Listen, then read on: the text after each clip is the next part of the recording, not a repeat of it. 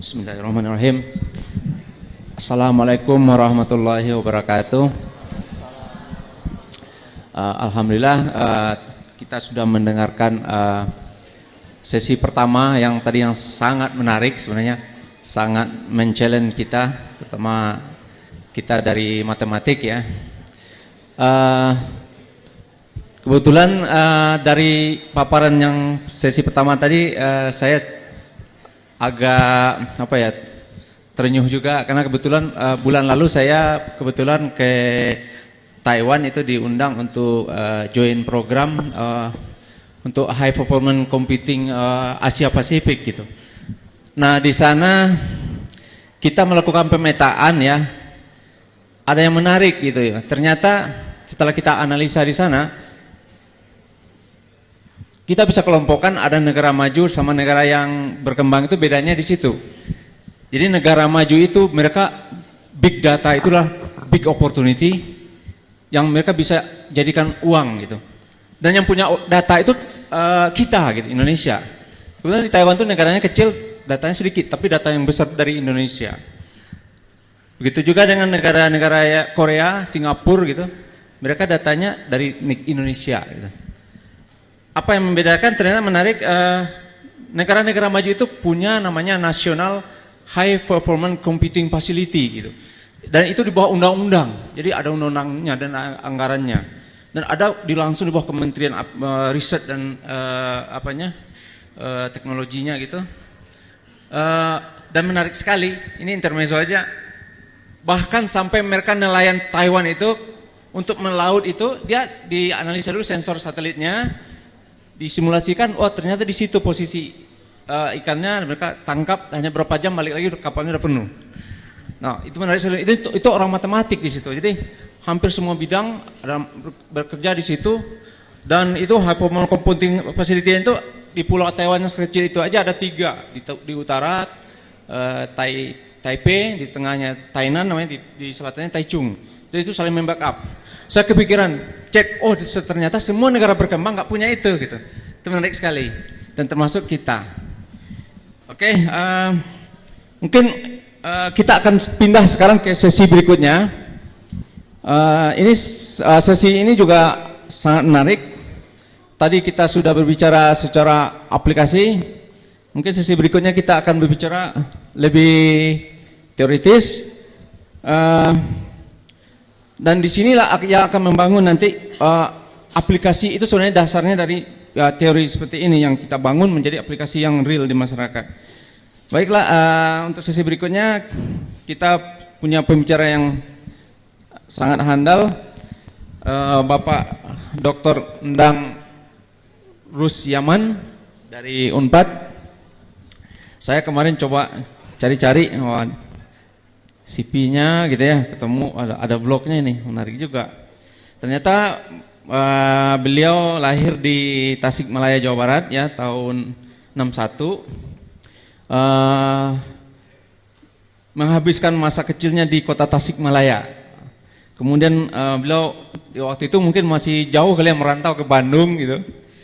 Dan ngambil kuliah di Unpad dengan pendidikan matematika di Fakultas Matematika dan Ilmu Pengetahuan Alam, lulus selama 4 tahun dengan predikat cum laude ya. Kemudian ternyata beliau ini memang dari kecil sudah suka mengajar gitu, dan suka sekali mengajar, dan akhirnya menjadi dosen di FMIPA Unpad, melanjutkan studi di ITB bidang analisis ya. Kemudian melanjutkan S3-nya kembali di Unpad ya, Pak. Menarik sekali, ternyata dari penelitian yang beliau lakukan banyak sekali ini yang sebenarnya berhubungan dengan yang dibicarakan Ibu Eli tadi ya. Banyak di sini topik-topik mengenai interpolasi misalnya ya, itu kan sangat menarik. Kemudian metode-metode untuk menganalisis data ya, matriks dan sebagainya. Kemudian beliau juga terlibat dalam pembinaan guru-guru ya. Jadi kemudian juga sering diundang untuk studium general gitu. mungkin nanti kita akan coba gali lebih dalam nanti dari hasil presentasi beliau. Khusus untuk hari ini beliau akan memberikan topik yaitu model regresi energi minimum pada permukaan hasil interpolasi. Ya, baik, kita kasih waktu. Assalamualaikum warahmatullahi wabarakatuh. Salam sejahtera bagi kita semua. Yang saya hormati Bapak-bapak, Ibu-ibu, baik dari staf akademika Universitas Indonesia ataupun dari universitas-universitas yang lain seluruh Indonesia, termasuk rekan-rekan saya dari Universitas Pajajaran. Terima kasih atas kesempatan yang diberikan oleh panitia untuk saya bisa berbicara pada forum ini. Suatu kebanggaan bagi saya bisa menyampaikan beberapa kajian hasil penelitian saya terdahulu. Baik, izinkan saya seperti Ibu Eli tadi untuk berdiri di sana saja.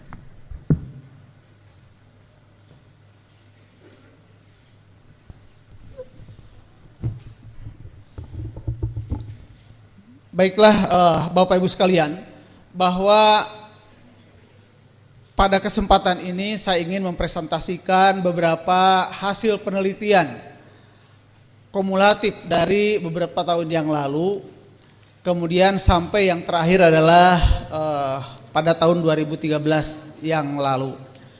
Dan kalau tadi Bu Eli telah menyampaikan betapa banyak segmen-segmen dalam matematik yang bisa dalam masalah transportasi yang bisa diisi oleh para matematisian, walaupun kadang-kadang kita prihatin ternyata model-model, software-software, banyak produk-produk dari luar. Ini adalah salah satu tantangan buat kita-kita untuk bisa mengisi dengan produk-produk lokal yang bisa bermanfaat bagi bangsa kita sendiri.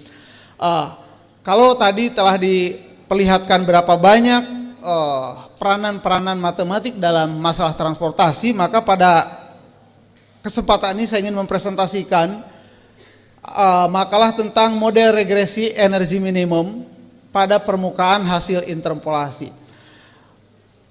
Yang dimaksud permukaan hasil interpolasi adalah sebuah permukaan yang dinyatakan dalam sebuah bentuk persamaan fungsi dua variabel, di mana fungsi tersebut diperoleh dengan cara interpolasi, yaitu mencari sebuah fungsi berbentuk fungsi dua variabel. Itu adalah yang melalui beberapa titik tertentu dengan di X 1, Y1, C1 misalkan, atau yang seterusnya. Kemudian kita ingin menghitung bagaimana energi minimum yang terjadi apabila itu kita aplikasikan dalam sebuah permukaan yang kita tekan dari bawah. Nanti kita bisa lihat ilustrasinya, dan mengingat ada ketidakefisienan dalam mencari nilai regresi, nilai energi minimum tersebut, maka sebagai gantinya perhitungan secara numerik yang menggunakan software komputer, saya tingkatkan menjadi sebuah model regresi supaya kita bisa dengan lebih mudah dalam menentukan besaran energi minimum tersebut. Baiklah Bapak Ibu sekalian, abstraknya tidak perlu saya sampaikan karena terlalu kecil hurufnya. Baiklah, Bapak Ibu sekalian, misalkan kita mempunyai sebuah permukaan elastis berbentuk segi empat seperti itu. Bahkan kita bisa lebih spesifikasi jaraknya adalah 1 ke 1. Jadi X-nya antara 0,1, Y-nya pun antara 0,1, berbentuk persegi dan elastis. Kemudian di titik tengah tersebut, saya tandai dengan titik, kita tekan ke atas. Maka jadilah kurang lebih bentuknya seperti ini. Walaupun nanti bisa mempunyai bentuk-bentuk yang lain tergantung elastisitas dari permukaan tersebut. Maka menurut Langhar, ya, dalam bukunya, salah satu karyanya adalah permukaan setelah ditekan tersebut sebelah kanan itu adalah akan membentuk sebuah persamaan dengan berbentuk fungsi dua variabel, yaitu AMN sin M NPX per A sin NPY per B. Fungsi dalam dua variabel. M dan N-nya dari 1 sampai tahingga. Adalah seperti itu. Nah, pada permukaan tersebut otomatis Bapak Ibu sekalian, begitu ditekan dari atas, ada energi yang mengarah ke bawah pada seluruh titik-titik pada permukaan tersebut. Ya, energi yang mengarah ke bawah tersebut mempunyai bentuk seperti ini menurut Langhar. E adalah setengah D integral lipat 2 delta W kuadrat dx dy, di mana delta ini adalah operator Laplace ddx plus ddy. D di sini adalah kekakuan atau dikatakan elastisitas sebuah permukaan. D di sini, ya, yang kalau dihitung berdasarkan rumusan-rumusan yang biasa kita kerjakan, hasilnya adalah kurang lebih seperti itu. Nah, sekarang A, B-nya akan saya ambil adalah 1, A dan B-nya. Kemudian D-nya sekali lagi tidak akan saya pakai terlebih dahulu karena D ini adalah kekakuan menurut Langhar. Kekakuan dari suatu permukaan tersebut. Maka saya bersama Pak Hendra Gunawan, Profesor Hendra Gunawan dari ITB,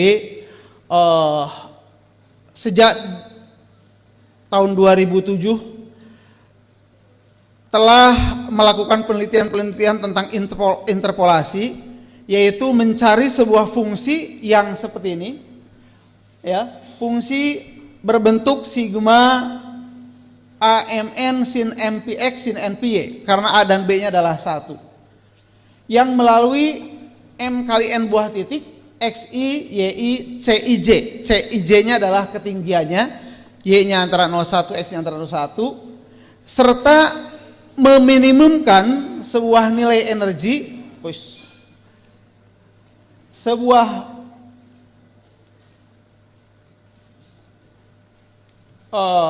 meminimumkan nilai energi yang dinyatakan dalam bentuk seperti ini.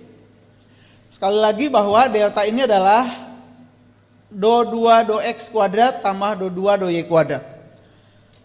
Kemudian bahwa beta ini adalah orde fraksional, turunan fraksional, karena selama ini kita tahu bahwa yang turunan itu lebih dikenal dengan turunan ke-1, ke-2, ke-3, ke-4.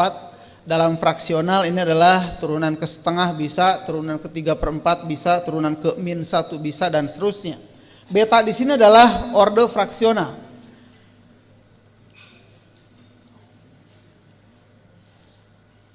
Sedikit saja mengingatkan bahwa dalam fraksional turunan daripada X pangkat P adalah seperti ini.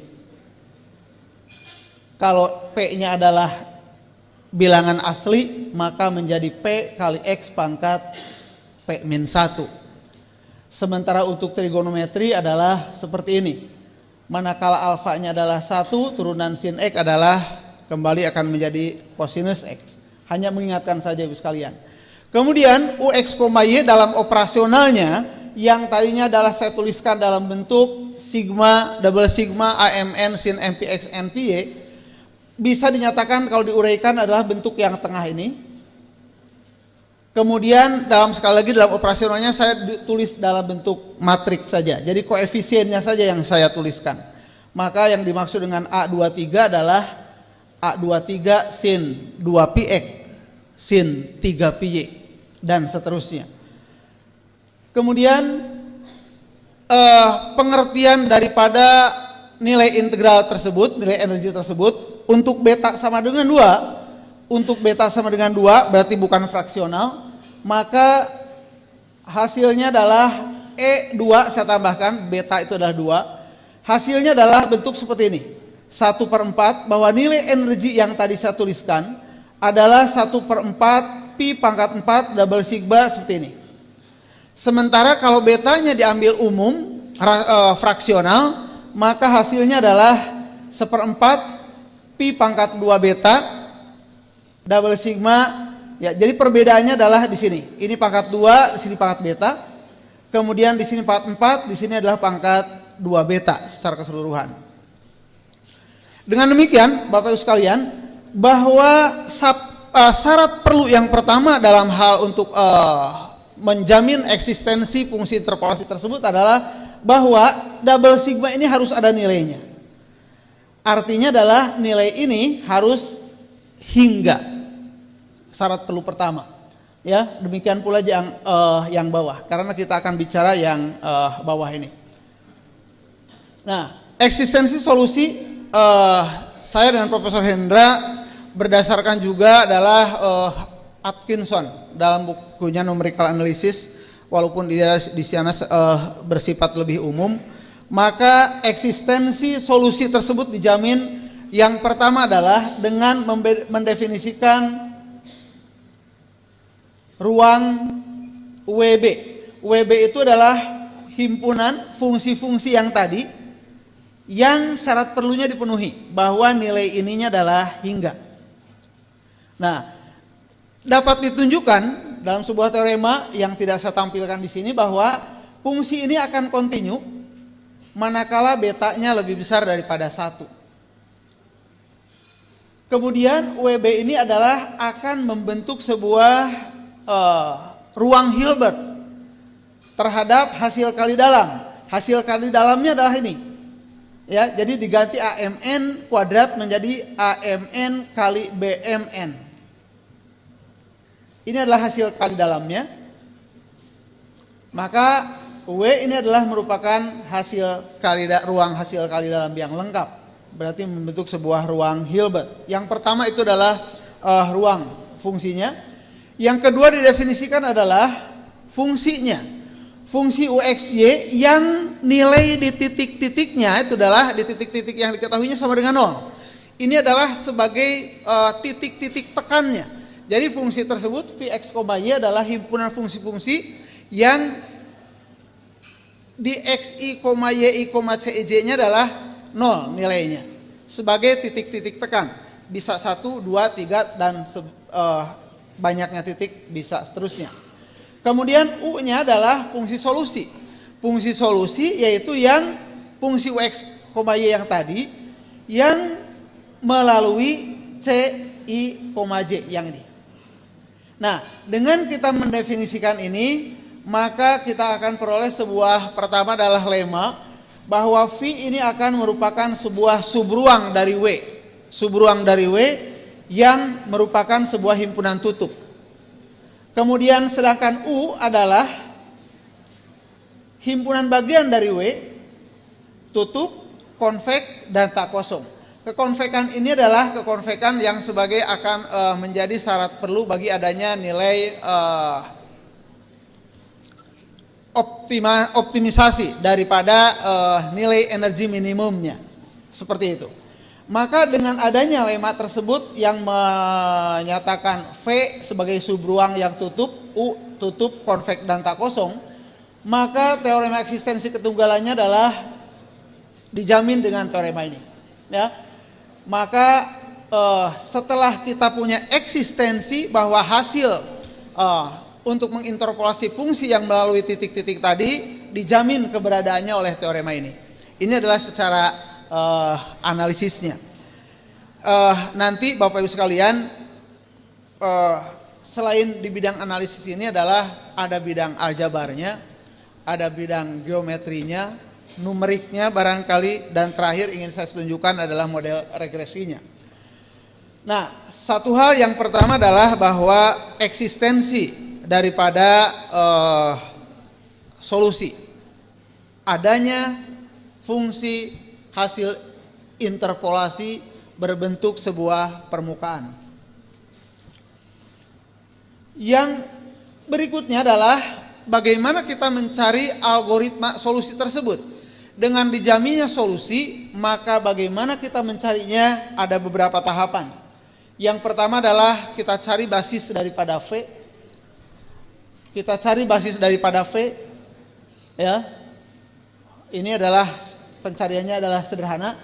Kemudian basis-basis tersebut yang tidak yang belum tentu membentuk basis ortogonal, kita ortogonalisasi dengan menggunakan metode Gram-Schmidt. Saya pakai dengan menggunakan Gram-Schmidt, asalnya V1, V2, V3 sampai Vn, maka menjadi W1 seperti ini, W2 ini adalah hasil kali dalam dua vektor yang tadi, WK bisa ditentukan seperti ini. Kemudian setelah ortogonalisasi baru kita menentukan fungsi solusi dengan mengambil satu fungsi awal, maka kita bisa menghitung fungsi hasil pada iterasi ke-1. Fungsi awalnya adalah U0, fungsi iterasi ke-1, hasil iterasi ke-1 adalah U1 topi, U2 topi. Ini adalah masing-masing solusi pada masing-masing iterasi tersebut. Ini adalah U1, U2, U3, UN. Nah, mana yang kita pilih U solusi tersebut? Kita berdasarkan sebelum ke perhitungan energinya barangkali secara geometris bisa dinyatakan seperti ini. Kalau kita punya syarat fungsi awal U0 ya, kemudian kita proyeksikan ke basis yang pertama, vektor basis yang pertama W1, maka kita punya U1 topi, ini harusnya U1 topi. Jelas U1 topi ini lebih pendek daripada U0. Terus U1 ini kemudian kita proyeksikan ke vektor W2, maka diperoleh U2 topi yang ini. U2 topi ini adalah lebih pendek lagi dari solusi yang pertama. Dengan adanya sifat tersebut, maka kita bisa menghitung energi masing-masing hasil iterasi. Begitu kita mendapatkan U1, kita bisa hitung energinya berdasarkan rumus yang tadi, rumus energi. Kita punya U2, punya U3, langsung kita hitung energinya. Dan ternyata Bapak Ibu sekalian, karena tadi sifat hasil proyeksi itu adalah makin pendek vektornya, maka EN itu adalah energinya akan monoton turun dan terbatas. Karena EN ini adalah barisan-barisan nilai-nilai energi minimum maka dia karena dia monoton turun dan terbatas, berarti dia adalah konvergen pada suatu titik. Nah, nilai titik konvergensi itulah yang menjadi nilai energi minimum. Ya, nilai energi minimum. Walaupun kita tidak bisa mencari sampai titik konvergensi karena dalam perhitungan numerik, maka kita batasi menjadi iterasi. Saya batasi kadang-kadang sampai 1200 atau 2500, asal kita mampu mendapatkan nilai E ke M misalkan dikurangi E ke N, selisihnya sudah di bawah nilai 0,0005 misalkan, sesuai yang saya inginkan. Itu bisa kita hitung faktor errornya. Jadi ketika EM dan EM plus 1 sudah tidak berubah secara signifikan, itu adalah yang saya ambil sebagai titik konvergensinya. Ini adalah energi yang tadi sudah saya tuliskan, walaupun tanpa mengurangi keumuman dalam perhitungan-perhitungan yang saya lakukan, pi pangkat 2 betanya ini karena sudah fix tidak saya sertakan. Nah, dengan adanya hal tersebut, Bapak Ibu sekalian, kita bisa melihat beberapa hasil. Misalkan yang sebelah kiri itu adalah beta saya ambil sebesar 1,2. Karena tadi beta untuk fungsi kontinu harus lebih besar daripada 1, maka saya mengambil batasnya adalah 1 sampai 2 saja. Mengapa tidak sampai lebih besar dari 2? Karena berdasarkan pengamatan untuk beta lebih besar dari 2, fungsi bentuk fungsinya ya, kecembungannya hampir tidak terlihat bedanya, sama saja. Tapi untuk beta antara 1,1 dan 2, Bapak Ibu bisa lihat, untuk beta 1,2 ini adalah kurva permukaannya demikian melengkung. Sementara untuk beta 1,5 tengah-tengah ini adalah membentuk sebuah kerucut lurus kiri kanannya. dan untuk beta lebih besar dari untuk beta sama dengan 2, hasilnya adalah begitu cembung. Terlihat seperti ini. Inilah cembung, sinilah cekung kurvanya. Jadi kalau dalam dua yang dimensi 2-nya berbentuk sebuah kurva, Bapak Ibu sekalian, ketika kita buat sebuah benda berbentuk garis, entah itu terbuat dari apa. Kalau bahan itu kekakuannya tinggi, maka misalkan lidi, begitu lidi ditekan dari bawah, permukaannya akan cembung. Tetapi kalau misalkan kalau karet kita tekan, maka ketika karet ditekan ke atas, permukaannya adalah akan lurus kiri kanannya. Sementara kalau yang lebih elastis, maka akan membentuk sebuah kurva yang cekung kiri kanannya. Nah, ini adalah dengan mengambil energi minimumnya adalah setelah pada iterasi seperti itu. Di sini adalah saya melihat bahwa ternyata nilai beta yaitu tiada lain daripada orde fraksional dari sebuah turunan fungsi, ternyata adalah bisa dianggap sebagai elastisitas yang oleh Langhar dinyatakan dengan D. Ini adalah elastisitas. Jadi kalau elastisitasnya adalah kecil, bentuk kurvanya adalah permukaannya seperti ini. Kalau besar demikian. Jadi bergerak dari seperti ini ke arah seperti ini. Itu adalah beta yang ternyata orde fraksional ini sekali lagi adalah merupakan bisa kita anggap sebagai kekakuan atau elastisitas. Nah, sayangnya Bapak Ibu sekalian bahwa ketika kita ingin menghitung energinya berapa, harus dengan menggunakan software. Kami buat program komputer dengan bantuan rekan kami Pak Akmal di sini. Dengan iterasi ingin membuat matrik 50 kali 50 saja lambat untuk menghitungnya.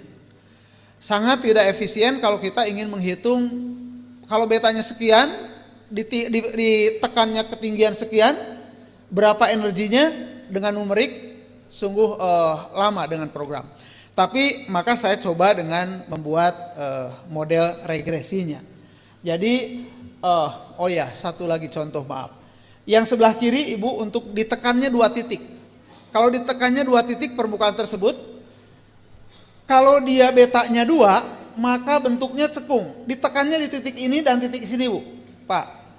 Maka tengahnya turut terangkat karena dia kaku. Elastisitasnya adalah tinggi. Betanya adalah 2. Sementara yang kiri diambil 2 titik, betanya 1,5 saja. Maka ketika ditekan di kiri kanannya, maka ini tergantung di bawah.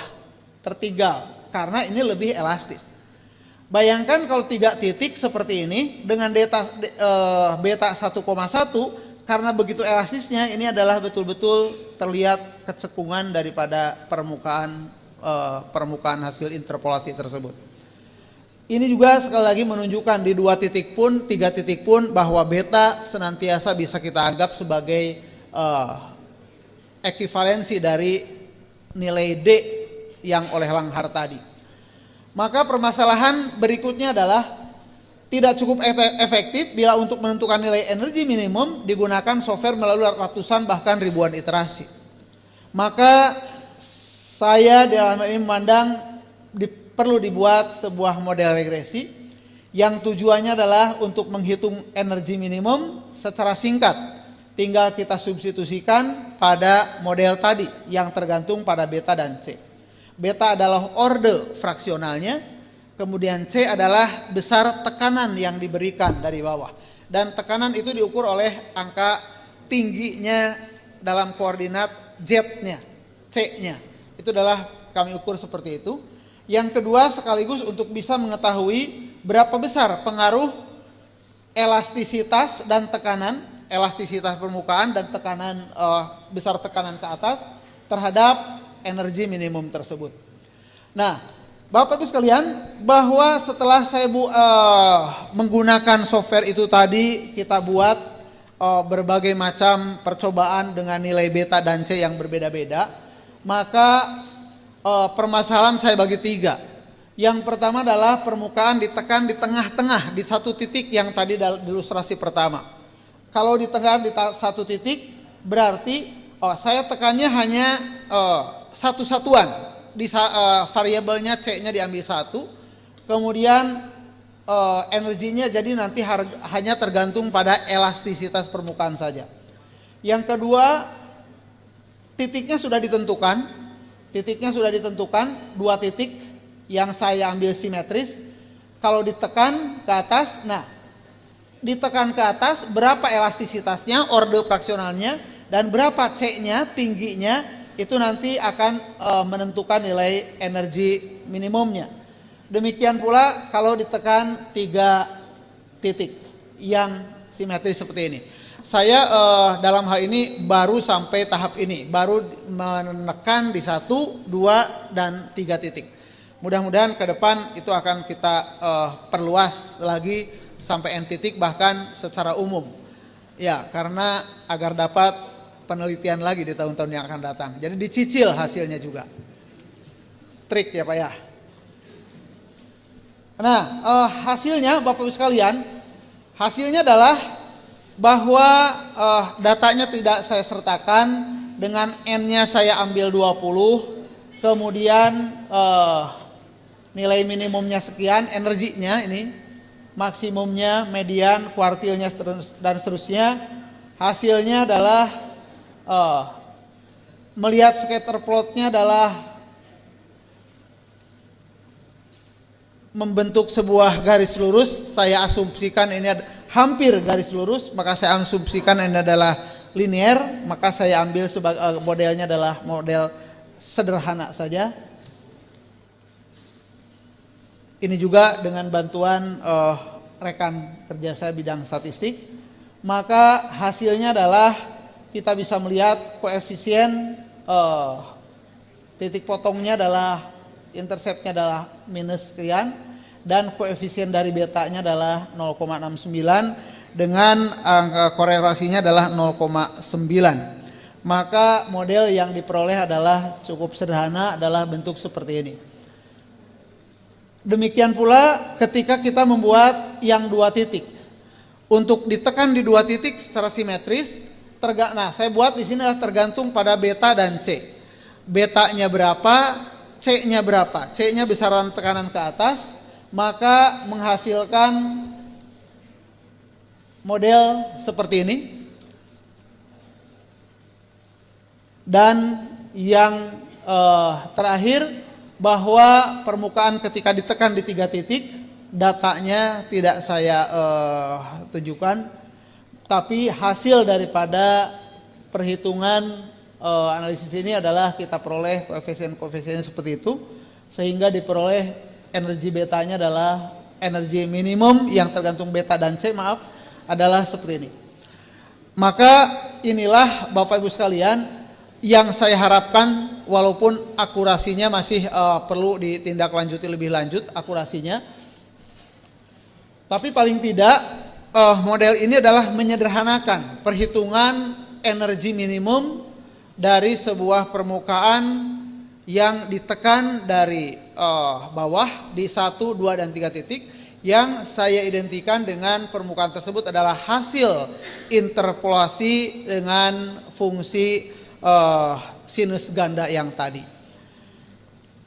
Barangkali ini adalah yang bisa sampaikan, bahwa nilai orde turunan fraksional yang dinotasikan dengan beta dapat diidentifikasikan sebagai elastisitas permukaan, seperti yang dinotasikan dengan D oleh Langhar. Walaupun dalam D itu adalah hanya perbedaan konstanta saja, yang saya rasa tidak mengurangi keumuman, bahwa nilai D besarannya berbanding lurus, sama saja dengan beta, ya, maknanya. Yang kedua adalah bahwa nilai dari beta dan C berbanding lurus dengan energi minimum. Besar nilai beta dan C makin besar, maka energi minimum tersebut adalah akan semakin besar pula. Karena semakin kaku, kalau betanya lebih bisa mendekati 2, makin kaku, maka permukaan ketika ditekan dari bawah akan memerlukan energi yang lebih besar lagi dibandingkan dengan permukaan yang order fraksionalnya kecil, berarti sangat elastis. Ketika ditekan maka energinya yang diperlukan pun adalah sangat energi yang turun dari permukaan ke bawah itu juga akan semakin kecil. Itu saja Bapak Ibu yang bisa saya sampaikan. Mudah-mudahan bisa kita sharing. Saya mohon masukan-masukan dari bapak-bapak, ibu-ibu, terutama ada aljabarnya dari pihak yang kompetensi bidang aljabar, silahkan memberi masukan dalam numeriknya juga ataupun geometri serta analisisnya. Cita-cita saya adalah walaupun masih belum terbayang secara real bahwa bagaimana sebuah permukaan, bentuk permukaan tersebut harus seperti apa agar dia punya energi minimum. Yang saya bayangkan adalah misalkan makin lancip permukaan dalam kendaraan. Ketika saya ngobrol dengan orang fisika, memberi masukan-masukan, barangkali Pak Endang katanya bisa kita identikan dengan permukaan kendaraan. Karena permukaan kendaraan makin cembung, maka laju permukaan tersebut akan semakin lamban. Makin lancip, maka lajunya juga akan semakin cepat. Mungkin kaitannya dengan gaya gesek dan lain sebagainya. Tapi paling tidak permukaan tersebut energinya sama mengarah ke sana. Atau pernah juga saya ngobrol dengan dari kedokteran. Mohon maaf sekali, katanya Pak Endang coba dipikirkan ada alat-alat yang biasa dimasukkan pada tubuh wanita. Bagaimana bentuknya? Bagaimana elastisitasnya supaya ketika dimasukkan tidak merasa sakit. Itu juga adalah sebuah tantangan bahwa dari aplikasi dari sistem ini, walaupun sekali lagi bahwa ini memerlukan proses yang masih panjang, tetapi paling tidak wacana dan arah sudah ada. Itu saja sementara Bapak Ibu sekalian, kami cukupkan sekian. Terima kasih atas perhatiannya.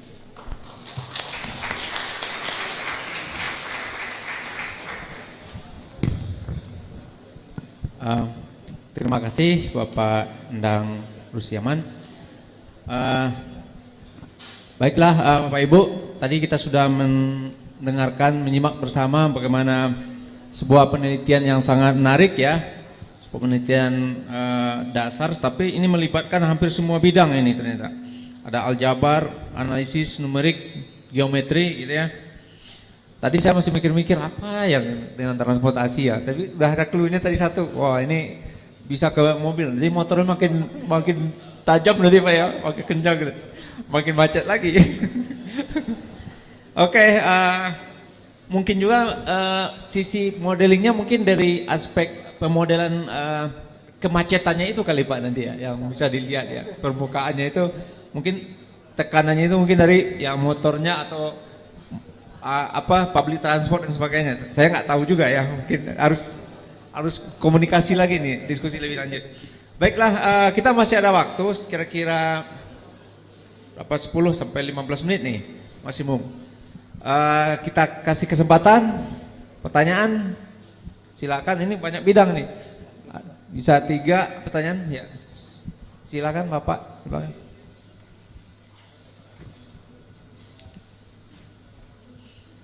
Sebutkan nama dan dari mana ya Pak. Baik, terima kasih. Sangat menarik sekali ini.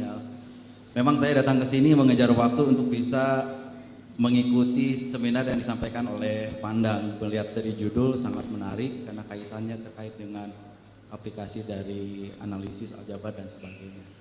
Hanya tadi dalam penjelasan. Maaf Pak, namanya maaf. sama dari. Nama saya Gani Gunawan dari Matematika FMIPA Unisba. Dari Bandung. Dari paparan Bapak, dari fungsi permukaan tadi memang diperoleh melalui interpolasi Pak ya. Nah, hanya saya tidak melihat adanya satu jaminan bahwa dari fungsi permukaan yang terbentuk, bahwa energi yang diperoleh dari adanya tekanan di bawah ke atas itu minimum. Apakah karena tersusunnya bahwa hasil iterasi N-nya tadi energinya itu membentuk barisan monoton turun yang terbatas. Nah, yang ingin saya tanyakan pertama, apakah memang itu terlihat bahwa energinya itu demikian membalik barisan yang turun begitu. Dan yang ingin saya tanyakan lebih lanjut, kalau memang dia terbatas, berarti batas bawahnya udah bisa ditentukan, Pak ya begitu. Mungkin itu saja, Pak. Terima kasih. Langsung dijawab. Baik, terima kasih Pak Gani, bahwa betul bahwa kita menentukan menyebutnya sebagai energi minimum karena kita melihat solusi tersebut kita desain secara geometri melalui proyeksi. Jadi dengan syarat awal fungsi UNO, kemudian kita proyeksikan ke basis vektor basis W1 jadi lebih pendek. Kemudian proyeksikan lagi ke basis vektor basis W2 makin pendek lagi dan seterusnya. Sehingga dengan adanya vektor yang makin pendek tersebut, perhitungan energinya juga karena dia energinya adalah double sigma AMN BMN M plus N pangkat 2, itu pun akan menyesuaikan dengan panjang vektor tersebut. Sehingga hasil daripada perhitungan numerik tersebut betul-betul menunjukkan bahwa untuk hasil awal lebih besar dibandingkan dengan nilai energi pada iterasi yang berikutnya. Dan betul-betul terlihat bahwa dia adalah akan monoton turun dan jelas terbatas. Mengapa terbatas di bawah? Karena dia energinya adalah lebih besar daripada 0. Paling tidak 0 sudah merupakan batas bawah. Ya, kita tidak bicara infimum, kita bicara batas bawahnya.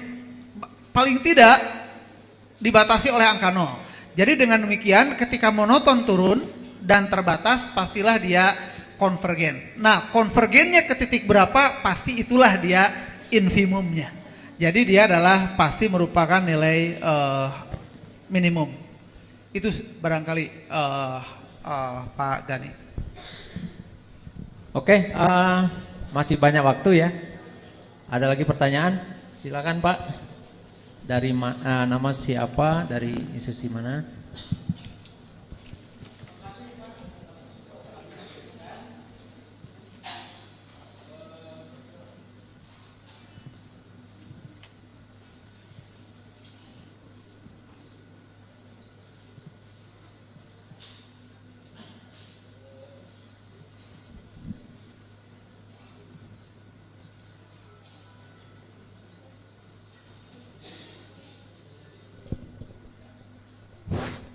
Terima kasih Pak, saya nama Yusuf Supena.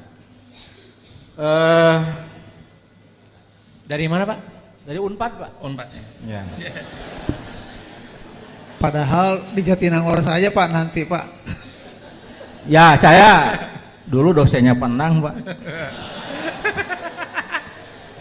Ketahuan ya. Tapi saya meninggalkan analisis atau mungkin fungsi real itu sudah lebih dari 15 tahun. Hingga agak lupa gitu. Tapi walaupun demikian saya menarik Pak, tergugah kembali bahwa penelitian Penang itu banyak menggunakan bermacam iterasi. Ya, tentunya saya lebih menyoroti kepada barisan. Tadi dikatakan ada barisan monoton turun terbatas. Nah, apabila dihubungkan dengan bagaimana pengaruh ya, pengaruh elastisitas atau kekenyalan sebetulnya ya, kekenyalan suatu bidang atau permukaan. Nah, tentunya kita tahu bahwa bidang itu apabila ditekan tentu akan menimbulkan elastisitas, kekenyalan. Nah, tetapi juga harus ada tekanan. Nah, tekanan ini tentu tadi dikatakan berbanding lurus antara B dan C lah istilahnya dengan energi minimum. Semakin besar tekanan, semakin besar juga tekanan dan elastisitas, tentu semakin besar pula energi minimum. Permasalahannya adalah elastisitas yang bagaimana yang bisa memperbesar energi minimum. Sebab di dalam sistem elastisitas itu tentu kita tahu ada elastisitas tunggal, ada elastisitas yang sempurna. Mungkin ini yang dimaksud barangkali apabila elastisitas itu sempurna. Persoalannya adalah bagaimana kalau elastisitas itu sangat tidak sempurna? Apakah memungkinkan bahwa tekanan elastisitas dan tekanan itu tidak menjadi berbanding lurus? Gitu. Sehingga tidak dimungkinkan memiliki energi. Itu barangkali pertanyaan saya. Terima kasih Pak. Assalamualaikum warahmatullahi wabarakatuh. Terima kasih Pak Yusuf atas pertanyaannya. Bahwa mohon maaf saya belum bisa memahami makna daripada analisis sempurna dan elastisitas tidak sempurna. Yang saya pandang saja bahwa ketika kita mempunyai permukaan yang bentuk persegi, permukaan tersebut adalah permukaan elastis, maka artinya adalah karena elastis tersebut adalah ketika ditekan maka bisa merubah struktur, berubah. Bayangkan kalau misalkan yang tidak elastisitas, nah apakah permukaan yang dimaksud itu adalah seperti itu? Ketika permukaannya tidak elastisitas, sudah kita tidak berbicara masalah itu. Ketika misalkan sepotong kayu, ketika ditekan ya sudah tidak bisa berapapun tekanan yang kita berikan tidak akan jadi melengkung seperti ini. Ya, patah barangkali, bahkan leman besi. Jadi elastis di sini adalah elastisitas, betul-betul permukaannya adalah bentuk elastis Pak Yusuf. Elastis, hanya elastisitasnya adalah antara 1 dan 2 yang saya amati. Yang 1 itu adalah sangat-sangat elastis. Dan yang 2 itu adalah masih elastis, tetapi sungguh berat menekan ke atasnya. Jadi dengan nilai beta yang bergerak dari 1, sekian sampai angka 2, nah makin besar, makin mendekati akar 2, otomatis makin kaku permukaan tersebut sehingga energi yang dibutuhkan, energi minimumnya adalah akan lebih besar. Di situ yang saya maksud bahwa energi tersebut adalah berbanding lurus, termasuk dengan besarnya tekanan C-nya.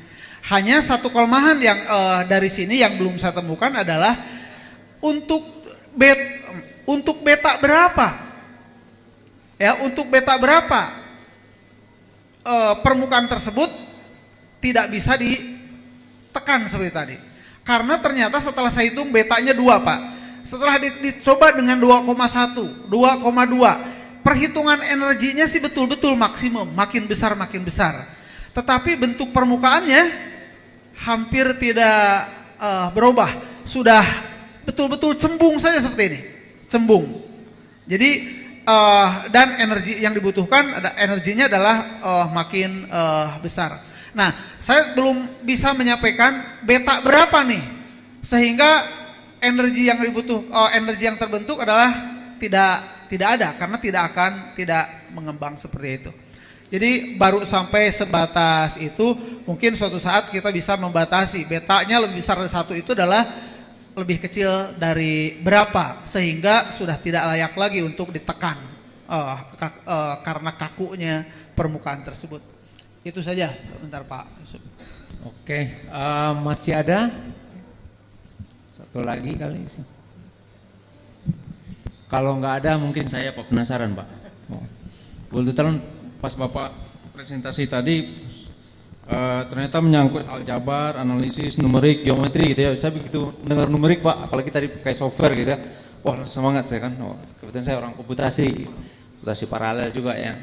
Dan di sini kita lagi mencoba mengembangkan advanced computing Pak, ya komputasi paralel. Nah begitu tadi Bapak ketemu, katanya pakai numerik lama gitu ya. Lama sehingga Bapak akhirnya mencari jalan lain, alternatifnya pakai regresi. Kenapa nggak diarahkan ke itu aja Pak? Diarahkan tetap gitu ke komputasi paralelnya Pak? Apa nggak ada mesinnya? Terima kasih, pertanyaan menarik. Saya pernah ngobrol dengan Pak Juli rasanya. Apakah misalkan keterlambatan itu ketika saya menghitung Bu ya. Misalkan saya taruh betanya adalah 1,7. C-nya adalah sekian, berapa nih energi minimumnya? Maka tinggal dimasukkan ke perhitungan numeriknya, komputernya. Nah, dalam hal ini adalah perhitungan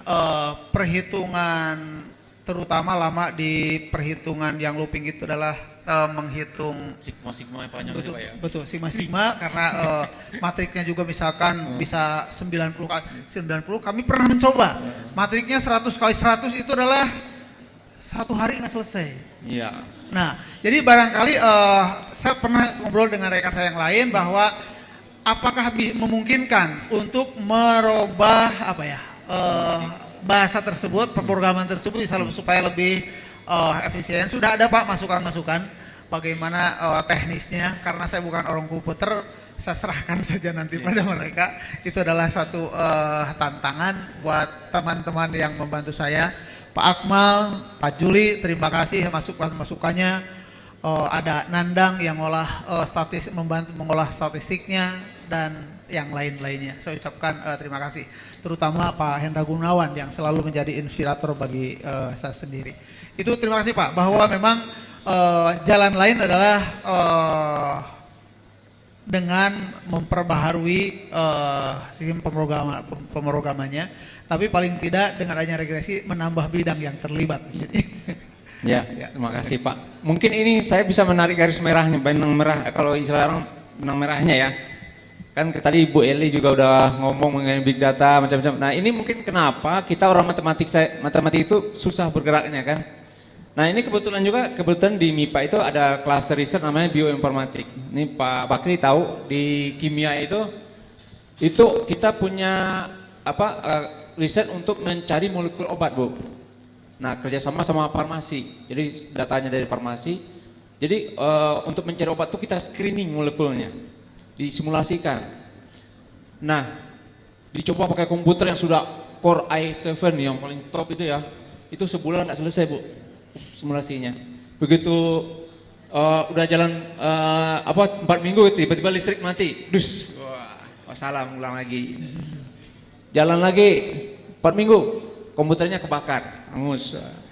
Jadi mungkin salah satunya itu yang kita nggak punya di Indonesia. Kita nggak punya namanya National High Performance Computing Facility itu.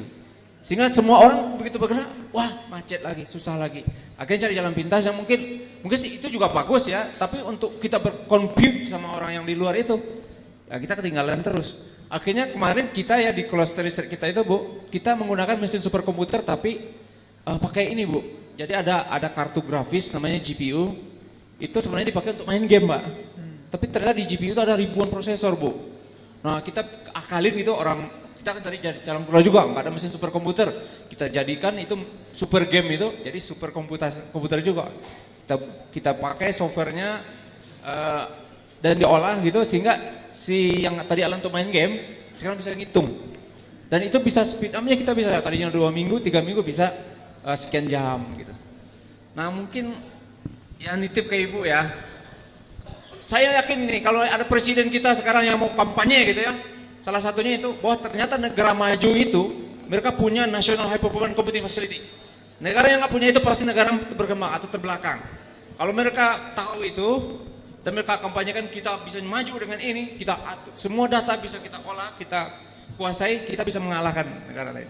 Saya kira itu sangat bisa ke future kita bisa lebih ada harapan gitu. Gitu aja. Oke, mungkin itu benang merahnya Pak ya. Jadi riset kita orang matematik nih di mana aja nampaknya, nggak hanya matematik. Bentuknya di situ. Kita nggak bisa connect sama yang lain karena nggak ada fasilitas yang menggabungkan kita itu, Bu. Sehingga kita mikir masing-masing. Oke, mungkin waktunya sudah habis ya. Masih ada waktu? Oh ada yang mau nanya lagi? Oh ya. Oh ini pakar simulasi juga nih. Ini pakar simulasi Pak. Dia fluid dynamic. Oh. Pak Al-Haji. Ya, terima kasih. Assalamualaikum warahmatullahi wabarakatuh.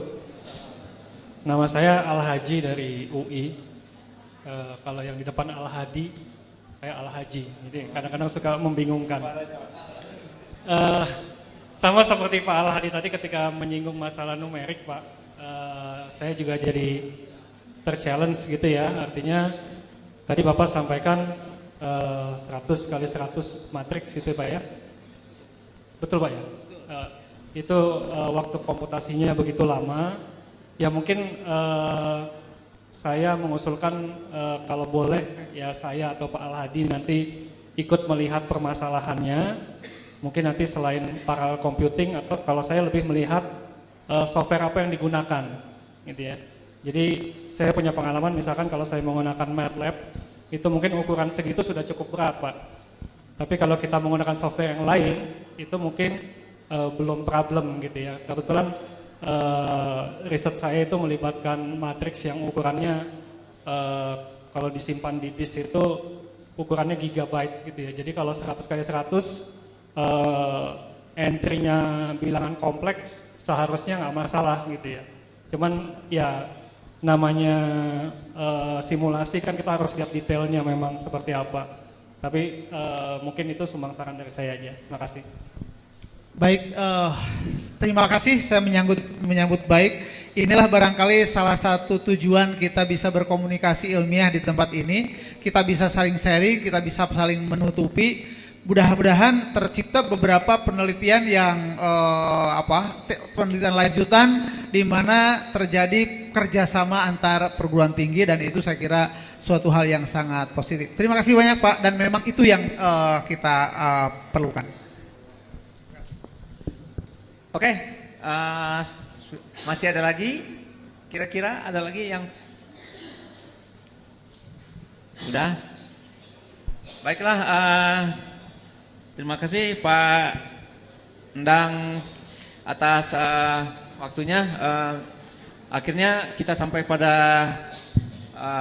conclusion ya. Kita tutup sesi yang kedua ini dengan mengucapkan alhamdulillahirabbil alamin.